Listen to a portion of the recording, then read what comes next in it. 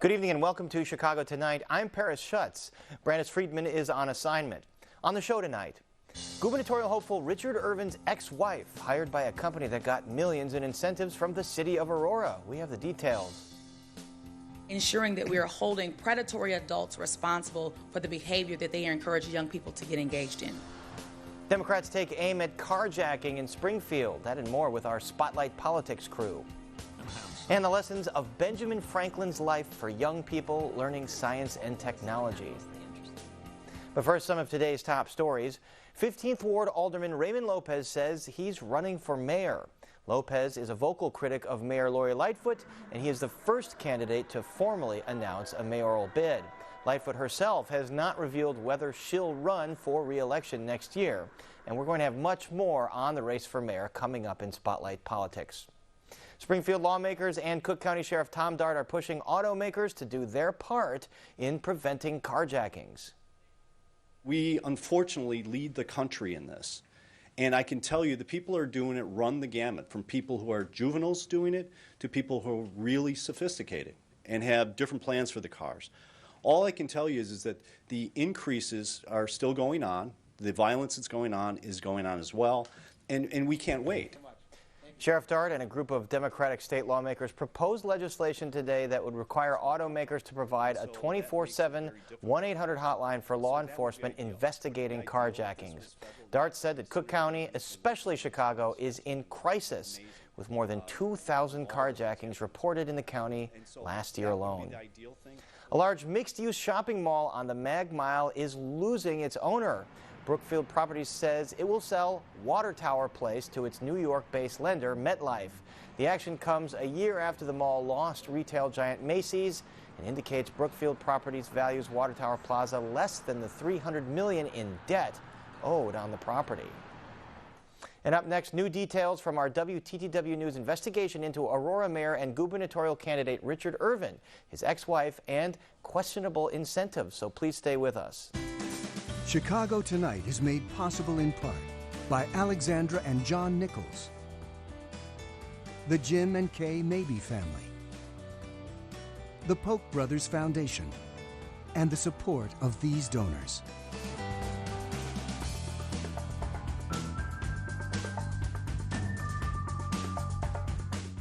WTTW News has found that Aurora Mayor and Republican gubernatorial candidate Richard Irvin's ex-wife was hired by a company that's part of a project getting up to $15 million in Aurora City incentives. The project involves several politically connected companies and individuals. It's just the latest in a series of WTTW News stories showing companies getting city incentives and contracts and donating big to funds tied to Irvin and his former law partner. Irvin is backed by the state's wealthiest resident, Ken Griffin. WTTW News reporter Nick Blumberg and I have been covering this story, and Nick joins us now. And Nick, before I throw it over to you, let's set this up for viewers a little bit. So Crystal Rollins is Irvin's ex-wife. She was hired recently as Director of Business Development and Strategy for JTE Real Estate Services. That company is one of several working on the $128 million redevelopment of the former Copley Hospital in Aurora. Now, the plans call for a mixed-use site, including housing for seniors and people with disabilities. Aurora's City Council and Mayor Irvin approved giving this property to this group of developers, as well as $15 million in total incentives from the city, and as much as 80% of new tax revenue generated by a new TIF district. Now, this all follows WTTW's two previous investigations into a pattern of contracts and incentives awarded to companies and individuals that gave big money to Irvin's mayoral campaign, a political action committee run by his former campaign chairman, Dennis Cook, and the campaign of his former private practice law partner, Brittany Pedersen, who is running for judge in Kane County. Now, Rollins and Irvin were married when the City Council approved this deal in 2019. Court records in DuPage County show their divorce was finalized in December of last year. Now, Nick, tell us about her role in this project. Well, Paris, the company says Rollins is not working on the Copley project. Through a spokesperson, JTE's CEO, a longtime ally of Richard Irvin and his former campaign treasurer, he told us that Rollins started in mid-March and has had no role in their Aurora-based project. All the current projects on the company's website are in Aurora, though it also says that it is working to open a restaurant in Naperville. Now, as for the Copley redevelopment, Irvin's campaign defended that project. In a statement, his spokesperson said it was unanimously approved by Aurora's city council and that it's going to be a job creator. Quote, Mayor Irvin is proud of the city's accomplishment in turning an asbestos-ridden eyesore into a $130 million development that includes an educational service center and housing for seniors and individuals with intellectual, cognitive, or developmental disabilities. And Nick, one of the things we found when looking into this is the sheer web of politically connected companies that are working on this Copley Hospital project and the amounts that some of these companies and individuals donated to Irvin-related campaigns. So unpack this web for us. That's right, Paris. We can start with the JTE's CEO, Michael Poulakidis. He also works in real estate and development and has a law office, as well as several bars and restaurants in Aurora, along with his business partner, Ron Werman, who was elected to the Aurora City Council last year. Now, Werman's brother, Russell, owns a construction company. He and Poulakidis also worked to overhaul a vacant downtown property. They got $1 million in incentives from the city, as well as up to 80% of new tax revenue from a TIF district. Both Wermans are also part of the Copley Hospital project. Now, all told, the Wermans, Poulakidis, and businesses tied to them and Copley donated more than $66,000 to Irvin's mayoral campaign. They gave $35,000 to the Build Our Future PAC run by Irvin's former mayoral campaign manager. And they gave more than $22,000 to Irvin's former private practice law partner, Brittany Pedersen. She's running for Kane County judge as a Democrat. Now, as you mentioned, those are the same three funds that, as you and I have reported, several other developers getting work and incentives from the city have also donated to. Now, Irvin is so far the chosen candidate of Ken Griffin, who, as you mentioned, is Illinois' richest man. And Paris, Griffin's had some choice words about big government incentives in the past, has he not? He has, Nick, and Griffin has, as we remind viewers, has donated $20 million to Irvin's gubernatorial campaign. He has issued statements promising that Irvin is the guy to clean up waste and corruption and profligate spending in Springfield. We did unearth statements that Griffin made in the past blasting these kinds of government incentives to private companies, calling it, quote, cronyism. Now, we did hear some reaction from Irvin's GOP primary opponents, from Darren Bailey, quote, Illinoisans deserve better than a lying, self-serving insider who steals from working families and gives to the elites, end quote. From another opponent, Jesse Sullivan, he said, quote, it's becoming increasingly clear that the mayor showered millions of taxpayer dollars on his friends, family members, and major donors for years, and his excuse is similar to the one we heard from Michael Madigan for decades, quote, trust me. And then Gary Rabine said, quote, Illinois simply can't afford to elect a what's in it for me politician as governor. We need to be very clear, Nick, through our reporting, we have not found evidence of illegality, but we did talk to good government groups that say this kind of activity does erode trust in government, makes it seem like it's an insider game. And tell us about some of that reaction we got. That's right. I mean, you know, campaign finance reform advocates, good government types, they say that is exactly the issue, that in Illinois, this sort of thing can be fairly common, even though it's not illegal. There are certain places like the city of Chicago that put limits on how much people doing business with a municipality can donate. That's not the case here. But that's really the question for you know, some of these folks who are troubled by this, that there's the appearance of pay to play, even if there is nothing illegal, which is the case here. All right, a lot of scrutiny here on these candidates. And Nick Blumberg, thanks very much. Thank you. And you can read our full stories on our website. That's at WTTW.com/news. And up next, Chicago's mayoral race heats up. Our Spotlight Politics team on that and much more, so please stay with us. Thousands of Puerto Ricans are taking to the streets to protest massive blackouts. Over the years, Mexican culture, from food to music, has become woven into the city's tapestry. Medical professionals share the latest recommendations on COVID-19 booster shots. DACA recipients have been facing longer delays than normal in their status renewal. Little Village is one of my favorite neighborhoods. This neighborhood comes together to celebrate such an important day in our culture.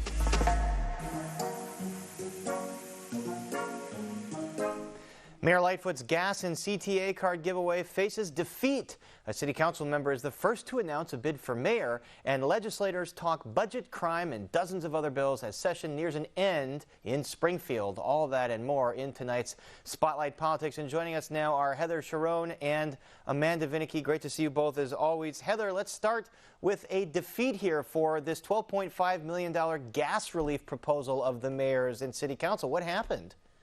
Well, it was supposed to be voted on today by the Budget Committee, but there weren't enough votes, and Alderman Pat Dowell, the chairman of the Budget Committee, said she would not even hold a vote, an indication, as I've said on this show, that they did not have the votes. Now, the ordinance itself was not sent to aldermen until 2 hours before this afternoon's meeting started, and the public didn't get to see it until reporters got a hold of it during the meeting. And there are several changes from what the mayor announced last week. It will be fewer Chicagoans will be eligible. You will have to make less money to get these gas cards and CTA cards.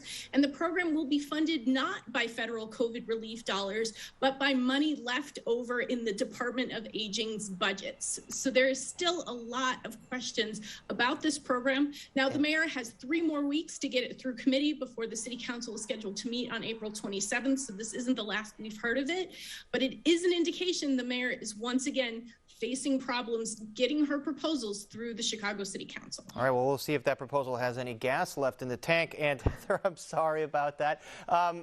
Alderman Raymond Lopez officially announced that he is running for mayor of Chicago at a news conference today, this after announcing first in a tweet.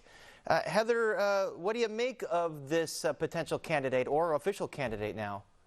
Well, Raymond Lopez has long made no bones about the fact that he thought that he could do a better job running Chicago than Lori Lightfoot, and he will get his chance to make that case to the voters of Chicago. He has been, at times, her harshest critic on the city council, and she has spared no words at his expense either. He has called her incompetent. She has called him racist. She has called him insulting, and they have just gone back and forth pretty much since the moment that Mayor Lori Lightfoot took office back in May 2019. And they have clashed over everything from protections from undocumented immigrants to COVID-19 and to public safety. So there will be no shortage of areas for the two potential candidates to disagree. I should note that Mayor Lori Lightfoot has not formally announced whether she will run for a second term, although she's raising money and hiring staff like somebody who plans to. All right, so the first domino falls here. Should also be mentioned, Alderman Lopez has been pretty close to Alderman Burke over the years, Alderman Ed Burke, that is. Just something to keep an eye on. Let's move to state issues. Anti-crime Senate proposals are underway right now in Springfield. Democrats are unveiling a series of, quote, pro-law enforcement bills while taking their aim at carjackings. And as we mentioned earlier, Cook County Sheriff Tom Dart spoke about a bill that would require auto manufacturers to create a 24/7 hotline. Take a look. We are at a crisis point. I mean, this is a time where we need action, and we need it now, and we're desperate for it. This can be done. This is easy. Virtually every car since 2015 has tracking capability in it. And so the question then is if it can be tracked, why is it not being tracked? All right, so Amanda, this carjacking bill, some of these other law enforcement bills, what kind of chances do they have? Well, so for starters, the carjacking measure is actually one of several, that in particular aimed at, yes, having law enforcement have somewhere to call, because Dart has spoken about this before, that it's an issue where somebody gets carjacked 2 a.m. or so, they want to immediately chase the car, and yet if you don't have an auto manufacturer who's cooperating, will call and give you that information right away. Oh, wait, it's too late. So that's what this would do, but I mean, this is one of many measures that are before the General Assembly, by the way, set to adjourn super early, not end of May like usual, but instead planning to adjourn on Friday, that addresses the issue of crime. So some might be easier to pass. Those are things like creating a mechanism for local municipalities and the state police to work together in a more cooperative fashion to go after carjackings. Others, potentially more difficult because there's some pushback, particularly from progressive arenas. Those are measures, for instance, dealing with a retail theft and these smash and grab robberies. So there is a lot of talk about this. I think a recognition by Democrats that they've really said since January that something needs to be done with crime because they know it is going to be a big issue for voters in this election year. I was going to say, Amanda, did they sense that it's a political liability, all these attacks, perhaps that they're soft on crime, that some of their measures have, quote, let criminals out on the street? Yeah, I mean, this is, I think, both, there's the, I suppose, cynical or realistic point of view that these measures come as, yes, there is an election coming up, and as a major crime law was passed last year, and so, yes, I think no matter what happens this session, you're going to have Democrats under fire from Republicans that they've been soft on crime. But also, I think it could be a true need to address these issues that you have legislators, including one of them who is backing this, one of the Democrats, Senator Kim Lightford, who herself was a victim of a carjacking. And these sort of crimes are, of course, happening in the very neighborhoods that legislators represent. So partially politics and then partially also just an unfortunate reality of what's being experienced in Chicago and elsewhere. Certainly personal experience from lawmakers. All right, Heather, let's move it back to the city. So the 3 casino finalists are going before community members this week in hearings. How are these hearings going? Well, we've only had one so far. On Tuesday night, the Hard Rock Casino made its case to residents of the South Loop, and the reception was cool at best. There were many people who said they did not want a casino, and they really expressed skepticism that the casino could be built without the one central development, which would build a whole new mixed-use neighborhood over the train tracks south of Soldier Field, and they called it pie in the sky and something they didn't think was actually happening, nor should it, because it relied on nearly $6 billion in state subsidies. So there are still a lot of questions about that proposal. Next up, the 78 proposal with Rivers Casino will get their chance. And then finally, Bally's will get to make their case to build a casino on what is now the newsroom and printing plant of our friends over at the Chicago Tribune. So big changes potentially in store for them. Why do I get the feeling that most of these neighbors are going to come and say, not in my backyard, and we're going to see these groups pop up saying, like, citizens for the casino that somehow get funding from these casino interests, as we've seen with other... You can bet on that, Paris. We've seen with so many of these developments. We're going to have to watch for that. Amanda, in the last 30 seconds here, the General Assembly's coming down to the wire. There's a budget that the House has proposed. The Senate and Governor Pritzker's proposed one. Are we going to see, like we've seen in so many years past with Madigan and Quinn and Blagojevich, an impasse that leads to overtime? The expectation is no, because there really is an interest by all legislators to hit the campaign trail. We've got a primary in June. That is a very strange timeline, and that is where you have this fast track to adjourn on Friday. And you do have competing proposals, but they all sort of edge around the same topic, all offering some version of, oh, here you go, voters, election year tax relief. It's just really a matter of how much, who gets it, and how long that relief lasts, whether it'll be through the primary, whether it'll be through the general election, or whether it'll be all through 2023. All right, well, that's it. Our thanks to Amanda and Heather, as always. And up next, modern-day science lessons from one of America's founding fathers. But first, we take a look at the weather.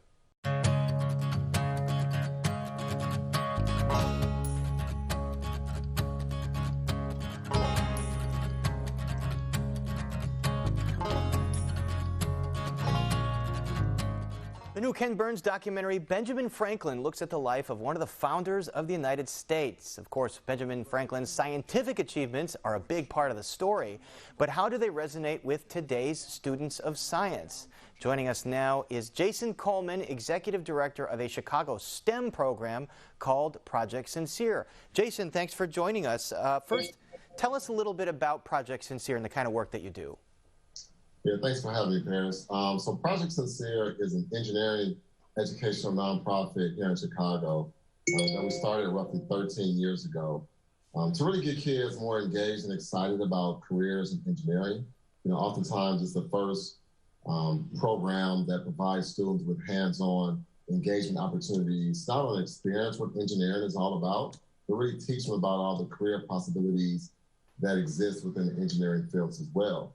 But we don't just focus on introductory programs for young people. We try to show students and provide them with experiences and opportunities necessary to not only become excited about engineering at an early age, but really walk them through and continue to build and scaffold their learning so that by the time they're ready to go to college, they have identified the type of engineering discipline that they would like to go into and have the skills and knowledge necessary to really become successful in those areas. And certainly there's so many areas they could choose from. And speaking of Benjamin Franklin, he was interested in so many areas of science and engineering and technology. We see that in the documentary he was an endlessly curious person. His discoveries were because he just kind of like had questions and tried these experiments, and some of them failed. So talk about the scientific process, the importance of being creative and even failing. Yeah, so science and engineering is all about like an iterative design process. And so at Project Sincere, we really teach students how to utilize the engineering design process to solve all of their problems. It's about initially being able to understand what the problem is, coming up with your ideas, testing those ideas, realizing what worked and what didn't, and then improving on your designs. And so it's important to not think of failure as something that you can't learn from, but being able to realize what went wrong, fixing those issues that didn't go right the first time, and then making the necessary adjustments to move ahead. As I said, failure is never a bad thing in science, but it's about teaching young people how to look at those failures and learn from them and move forward. You know, and we see in this documentary about Ben Franklin, despite all his genius, he was prejudiced. He had slaves at an early age, even though he kind of evolved to become an abolitionist near the end. So when you think about science and when you think about Benjamin Franklin and you think about some of the racist history, how do you process all that, especially when you're teaching students about science? Yeah, I mean, it's never an easy subject to talk about race or, the past. And, everybody has somewhat of a past, good or bad. Honestly, with Benjamin Franklin, those things are probably facts that most people don't know about. But being enlightened about that, it is, I guess, interesting to realize what type of man Benjamin Franklin was. Even though it was later in his career that, he started to fight for, the abolition of slavery, I think that he did make significant contributions to the science community. But it is, I think, important to also realize and have discussions about the faults that he had, throughout his career as well. One of the things we see in the film, that one of the turning points in his thoughts on this is he went to a school with African-American children and he realized, wow, they're as smart as any kids that he'd ever met, and he almost instantly changed. So when you're looking at kids and you're teaching them STEM, how important is it for them to see themselves represented in these fields? Yeah, I mean, I think that's true for all communities, all right? So I think that, when you're trying to teach people specific fields, specific areas that they've been excluded from for so long, it's really about opportunities. So to provide young people with access to professionals and mentors that look like them, it's a way to encourage young people to realize that this is something that they can be good at, that this is something that they can really excel in, in a professional way. And so for our young people, that's a critical part of what we do, but also providing them the opportunities to visit engineering offices and companies firsthand, to take college tours, and to really learn and be engaged in the same industry level equipment that professionals use. So it's giving them a head start to really being able to tackle the challenges that they're going to face in the future. And we talk about the fact that persons of color are underrepresented in these fields. Obviously, the work you do is so important. What are the ways to remove the barriers to get more representation? Yeah, so there's been so many systematic barriers, that have oppressed people of color for so long in this country. I definitely think that our educational system needs an overhaul. We need more investment in Black and brown communities here in the United States, specifically Chicago. Job opportunities, make college more accessible to people. Colleges right now is becoming, very expensive for everybody. Right. And so how can we, if we're really committed to ensuring that this company, has a technically trained workforce, why are we not investing more money in the future. And so that has to start with the young kids. You know, our school systems need to improve. We need, you know, teachers who are trained and capable of providing our students, you know, with training in STEM fields. And then we need more programs. And so, you know, I think there's truly a holistic view or approach that we need to take on, you know, fixing the system that we're in right now. We're out of time here, but we've talked before, and one of the interesting things you brought up is if there is more representation among communities of color in STEM, they can fix some of the problems that come from some of those communities or in low-income communities. They would be the best people to do that, maybe. So, a very interesting discussion, and our thanks to Jason Coleman of Project Sincere. Thank you, Paris. And you can catch the new documentary this Sunday morning at 11 on WTTW. And we're back to wrap things up right after this. Chicago Tonight is made possible in part by Alexandra and John Nichols, the Jim and Kay Mabee family, the Polk Brothers Foundation, and the support of these donors.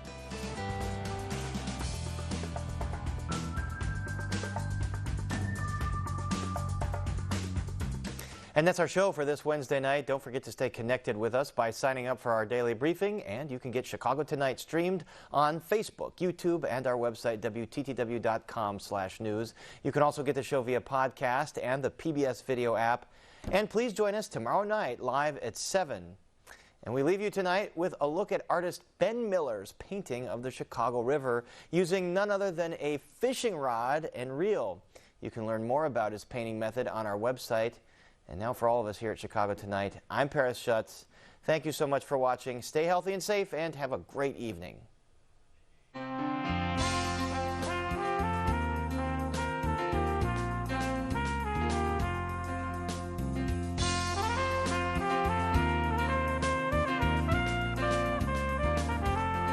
Closed captioning is made possible by Robert A. Clifford and Clifford Law Offices, a personal injury law firm dedicated to preserving the dignity and rights of all individuals.